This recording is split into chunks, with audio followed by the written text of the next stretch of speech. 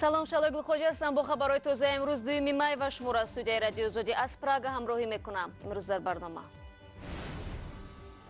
соли то 30,000 нафар ва афзоиши таваҷҷӯҳ ба шиносномаи русӣ. шумораи тоҷикони дорои шаҳрвандии Русия дар 5 соли охир 3 баробар зиёд шудааст.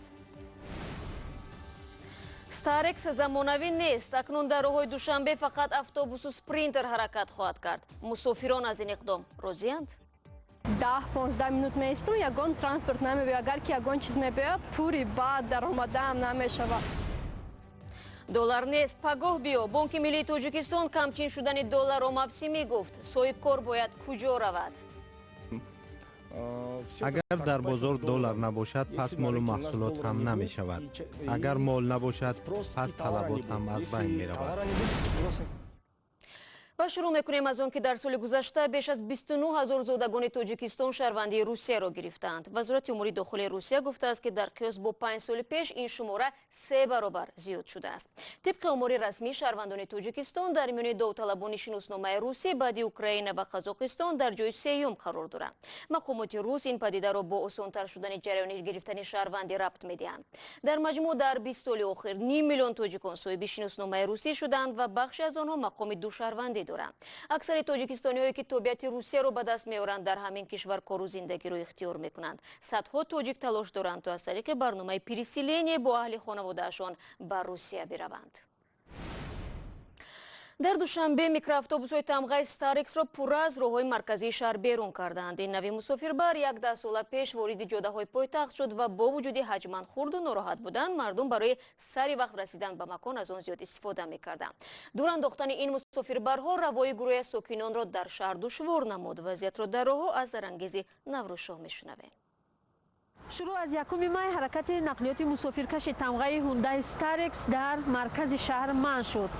ҳамакнун Stareks-ҳое ки то имрӯз бо рақами 25, 8, 16, 13 ва 2 аз роҳҳои марказӣ убур мекарданд, аз шаҳр берун шуданд ва ба ҷои ин навъи маршруткаҳо ба шаҳр автобус ва мусофиркашҳои навъи Mercedes Sprinter ворид шуданд. мусофирон аз он шикоят мекунанд ки ин мусофиркашҳо пур аз одам ва хеле кам меоянд. манъи ҳаракати микроавтобусҳои Stareks дар кӯчаҳои протоколӣ ба гуфтаи мусофирон ба вазъи беин ҳам мушкили нақлиёт дар шаҳр як мушкили дигар зам кард. барои 10-15 минут меисту, ягон транспорт намебия. агар ки ягон чиз мебия, пури баъд даромадаам намешава. бароиш ки автобусам нест ки тарафи ки ман меравам ҷа равад ва маршруткаам нест. қинд меғалта барои мо. маршрутҳои Stareks аз буданд. тез меовардам. спринтерҳо кама. мебиям, пур мебиям, ман намекунам. чақадар дер мемонед корда? 1 соат, 40 дақиқа. ба гуфтаи масъулини бахши роҳу нақлиёти Душанбе, ҳаракати мусофирбарҳои Stareks ки кӯҳна ва барои мусофиркашӣ нороҳат буданд, дар дохили шаҳр қобили қабул набуд. ин мусофирбарҳо ки дар як хатсайр беш аз 100 то буданд, боиси танбашавӣ дар ҷодаҳои марказии шаҳр мешуданд. мақомот бар ивази мусофирбарҳои Stareks ҳоло автобус ва мусофиркашҳои навъи спринтерро сафарбар карданд. берун кардани Stareks аз ҷодаҳои шаҳр аз чанд моҳи пеш шурӯъ шуд. мусофирони хатсайри 28 чандест дигар дар интихоби нақлиёт маҳдуданд. амина саидова донишҷӯ аст. чанд рӯзи ахир бо автобус ба дарс меравад. беш аз 1 соаташро дар роҳ мегузаронад ва боз ба дарс дер мемонад. Старексо буд, акунага саат 8 чиро нада дарсамон саат шавад, 7:20 мепромадем, успеда мекардем. ҷо саат 7:50 мешуд, мо дар донишгоҳ мешудем, дарса ҳозир мешудем. мо 1 соату 10 минута мерасонад то ҷои дарс. ҳоло амина аз он нигарон аст ки тобистон вазъ бадтар мешавад. ронандаҳои автобус ин иддаои мусофиронро қабул надоранд. онҳо бовар доранд ки ба оҳистагӣ мардум дигар ба автобус одат мекунанд ва шаҳр симои қаблиашро мегирад. пештаро фақат автобус троллейбус мусофирро мебурд, ягон шикоят набуд ку. хеле замона шид. мусофирои мо ҳамаш саросимаанд. мехоҳанд ки дар 1 минут манзилишда бирасанд. онҳое ҳам ҳастанд ки ба фарқ аз Stareks-ҳои тангу хурд сафар дар автобусҳоро роҳаттар медонанд. барои мо дар дуруни шода озод маиш мекунам. танг нест. ранги Stareks. хайам чиқар майда ки аст рунушта.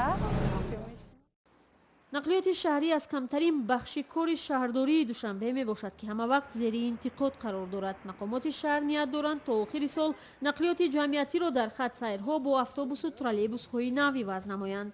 در دوشنبه 1777 میکرواتوبوس شرکت‌های خصوصی به مسافرکشی مشغولند که 900 تای آن تمغه هوندای استارکس می باشند. استارکس های نسبتا نو به کناره‌های شهر برده می شود. رو می‌ریم به موضوع دیگر. امروز صدها نفر در ارمنستان شورای بین ایران و فرودگاه زواردنوس را مسدود کردند. این عمل در واکنش به دعوت رهبر تظاهرات نیکول پاشینیان انجام شد که مردم را به راهپیمایی و راهبندی عمومی دعوت کرد. تحولات در حال ادامه یافت که روز گذشته پارلمان علیه تصدیق نامزدی پاشینیان به مقام نخست وزیر آواز داد. خیرمان بخوزاده با تفصیلات بیشتر. نیکول پاشینیان رهبر مخالفان ارمنستان روز سه‌شنبه یکم می پس از آنکه نتوانست از پارلمان برای مقام سروزیری رأی لازم را به دست بیاورد به کارشکنی سراسری در این کشور دعوت کرد. نیکول پاشینیان پیشوای مخالفان که شب گذشته در میان ده‌ها هزار از طرفدارانش در میدان جمهوری در مرکز یریوان سخنرانی میکرد. گفت ما خیابان‌ها، فرودگاه‌ها و راه آهن و مترو را می‌بندیم. در جلسه پارلمان ارمنستان به طرفداری نیکول پاشینیان همگی 45 نفر رای دادند، در حالی که برای رسیدن به این مقام او به 53 رای پارلمان نیاز دارد. حزب جمهوری خواه از 105 کرسی پارلمان در حال حاضر 58 کرسی را در اختیار دارد. مردم غمگین است، ولی این نهایت امر نبوده، فقط آغاز مبارزه است. مردم متحد می شود، مردمی بیشتر به ما می پیوندند. نیکول می گوید مردم تا حد زیاد خواهد شد که حسابش گم می شود. ما علاقه پیروز شدیم. حزب جمهوری خواه پیروزی مردمی را به تأخیر می اندازد و خلاص. تحولات نو در امر رسیدن به قدرت در ارمنستان در حالی است که اعتراضهای گسترده مخالفان علیه سرژ سارکیسیان باعث شد تا وی از مقام نخست وزیری استعفا دهد. سارکیسیان 10 سال رئیس جمهوری ارمنستان بود و با تغییر قانون اساسی در آخرین سال ریاست جمهوریش اختیارات مقام نخست وزیری را بیشتر کرد و دقیقاً یک هفته بعد از ترک مقام ریاست جمهوری پارلمان این کشور وی را به عنوان نخست وزیر انتخاب کرده بود. برمیگردیم به تاجیکستان. بانک ملی تاجیکستان با پخش اظهارات کمیاب و تا اندازه قیمت شدن دلار را شرح داده است. نهاد مالی وظیفه فعلی را موسمی عنوان کرده آن را به پایین آمدن قرب روبل روسیه و زیاد شدن طلبات به دلار ربط میدهد. با گفته بانک ملی عین چنین حالت ماه اپریل سال گذشته نیز به عمل آمده بود. نزدیک 2 هفته می شود که تاجران از بانک‌های کشور دلار خریدن نمیتوانند. چنین وضعیت به کار آنها چه تاثیر میرساند؟ همکارانمان از نستایشی وریمه تحلیل کردند. کاهش دلار در بازار اسعار تاجیکستان پیش از همه به صاحبکارانی ضربه میزند که مال خود را از خارج وارد میکنند. الهام در مرکز دوشنبه مغازه فروش لباسهای زنانه دارد. به گفته این صاحبکار داد و گرفت با دلار انجام می شود. ما اساساً مال را از ترکیه، سنت پترزبورگ و پکین با دلار می خریم. اگر در بازار دلار نباشد پس مال و محصولات هم نمی شود. اگر مال نباشد پس طلبات هم از بین می رود. به قول کارشناسان کمچین شدن دلار در تاجیکستان چند عامل دارد. بنابر شروع موسم کشت و کار از خارج واردات تخمی و نوری مینرالی، نهال و مواد سوخت افزایش یافت. این محصولات نیز اکثرا با دلار خریداری می شود. سبب دوم این کم شدن انتقال پول مهاجران از روسیه است. مهاجران معمولا در نیمه دوم سال بیشتر پول میفرستند. همزمان وابستگی اقتصادی تاجیکستان به روسیه و قرب روبل روسی نیز نقش مهم می‌بازد. مهاجران پولهای خود را به خانواده‌هایشان با روبل روسی انتقال می‌دهند. بانک‌های تجارتی توسط مزایده‌های بانک ملی یک مقدار اسعار خارجی را می‌فروشند. بعداً بانک ملی این اسعار خارجی را به بازار می‌برد و با این وسیله اسعار را برابر به بانک‌های تجارتی تقسیم می‌کند. ما به حیث نهاد تجارتی از نرسیدن اسعار خارجی مشکل نداریم، زیرا می‌دانیم که در حالت ضروری بانک ملی برای تأمین با اسعار کمک خواهد کرد. همچنین ما می‌دانیم که ذخیره اسعار در کشور به قدر کافی است.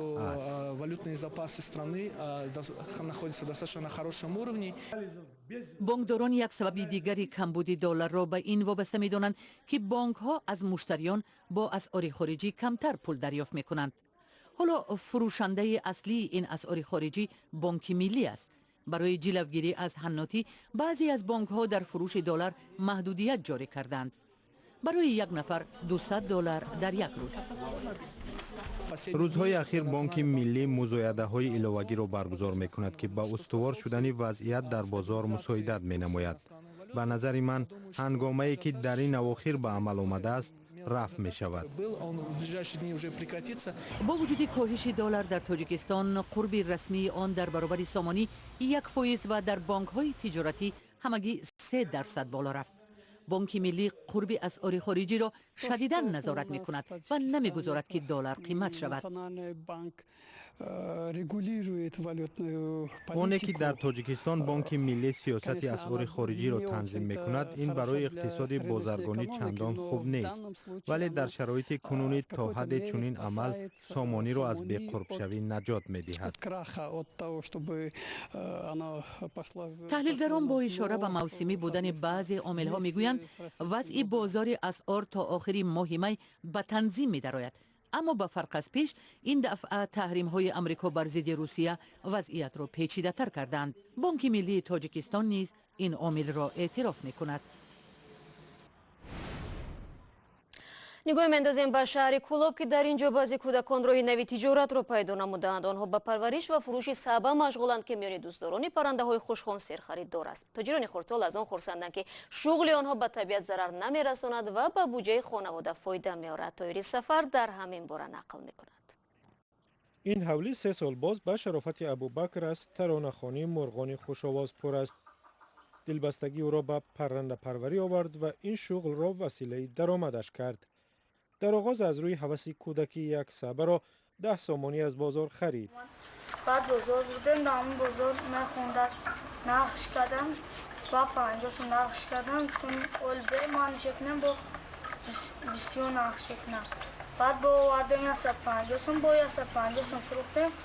همین طور تجارت نورس 10 ساله آغاز یافت و دیگر پرنده ها غیر از سبا هم خریدار یافتند. اینجا با دورم چوچی زرگل داره، چوچ داره، چوچی بخمل داره، موچک داره، کاوگو، بعد کاوگوی ماست داره، کاوگوی شکریه. او دام اندازد و پرنده ها را از کوه و دشت می گیرد و مدت نگاه و بین می کند و می فروشد. و خصوص پرورش سبا را می پسندد و این پرنده طلبگار دارد.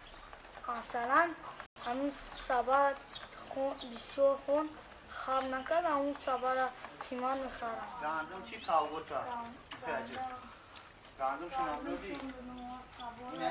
پدر ابوبکر که خود را پرنده پروری پشتی می‌داند از شغل فرزندش خوشحال است. دویم گیری امی کورن مثال باید کورای بیهوده و با کورای جزئی دست نمیزنم، با ایمی کور شونم با فایده درآمد میکنم با خانه را. در شهر کولاب بازار پرنده فروشی هفته یک مرتبه برگزار می شود. مقامات میگویند در این بازار پرنده های نادر را نمی فروشند. آنها فقط توصیه می دادند که در موسم نسل گذاری پرنده های دیگر شکار نشوند. در مذهب زندان خرابات نماز است. و ریاست امور داخلی دوشنبه دلشاد حیاتف ساکن پایتخت را برای نجات دادن زن با 2 فرزندش از خودکشی قدردانی کرده است. این زن 31 ساله میخواست از خود و 2 فرزند خردسالش را به دریا اندازد. اگر میخواید خبرگزاری‌های از این بیشتر را پیدا نمایید، پس دعوت میکنیم که به وبسایت ما www.azadi.org بروید. صفحه های ما در شبکه‌های اجتماعی فیسبوک ادناکلاسنیک و توییتر برای شماست. آزادی ویدیو کانال مخصوص ما در یوتیوب نیز در خدمت شما قرار دارد. سپاس عزیزان که در این 15 دقیقه با ما بودید. ما فردا شما را در همین وقت در برنامه نو منتظریم. تا برنامه فردا، خدا نگهدار هر یک شما.